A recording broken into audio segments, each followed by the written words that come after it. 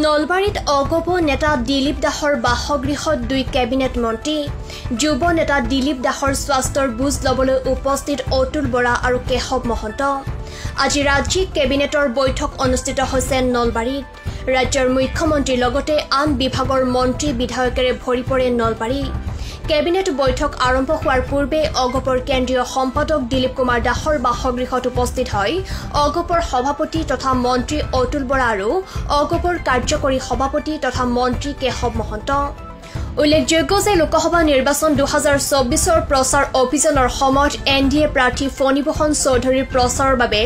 অহৰহ ব্যস্ত আছিল যুৱ নেতা অগপৰ কেন্দ্ৰীয় সম্পাদক দিলীপ কুমাৰ দাস প্ৰচাৰৰ সময়তে যোৱা 28 এপ্ৰিলত এটা পথ দুৰ্ঘটনাত ভৰিত গুৰুতৰভাৱে আঘাতপ্ৰাপ্ত হৈছিল যুৱ নেতাগৰাকীয়ে সেয়ে তেওঁৰ স্বাস্থ্যৰ বুজ লোৱাৰ উদ্দেশ্যে 2 কেবিনেট মন্ত্ৰী অতুল বৰা আৰু কেশৱ মহন্ত উপস্থিত হয় আৰু স্বাস্থ্যৰ উন্নতি কামনা কৰে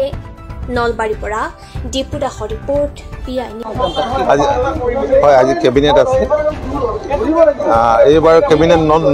নলবাৰীত হৈছে গতিকে কেবিনেটত যাওঁচোন তাত সাবজেক্টৰ বিষয়ে আগতে নিৰ্ধাৰণ কৰে সেইবিলাকৰ ওপৰত আলোচনা হয় বেলেগ বেলেগ বিষয় আছে বেলেগ বেলেগ ডিপাৰ্টমেণ্টৰ প্ৰথমবাৰলৈ হৈছে মই ভাবোঁ যে এইটো এটা নলবাৰীবাসীৰ কাৰণে এটা আশাৰ বতৰা মাননীয় মুখ্যমন্ত্ৰীয়ে সদায় নলবাৰীত অগ্ৰাধিকাৰ দি আহিছে আৰু দেশৰ প্ৰধানমন্ত্ৰী মোদী ডাঙৰীয়া এইবাৰ নিৰ্বাচনৰ আগত নলবাৰীতো আহিছে ঠিক আছে মই পিছত ক'ম আমি পিছত ভালে লাগিছে আজি আমাৰ নলবাৰীবাসীৰ বাবে আছে সৌভাগ্যৰ দিন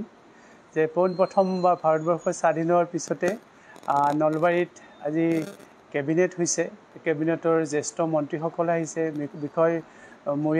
বৰমূৰীয়াসকল আহিছে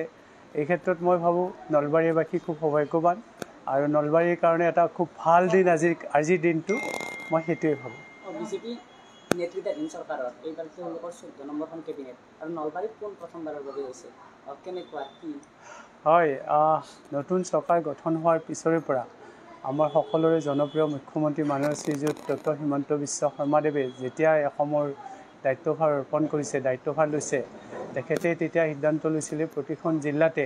কেবিনেট একোখনকৈ কৰিব আৰু প্ৰতিটো ঠাইতে গৈ তাৰ যিখিনি ৰাইজৰ অভাৱ অভিযোগৰ বুজ ল'ব আৰু সেই কেবিনেটতে সম্পূৰ্ণভাৱে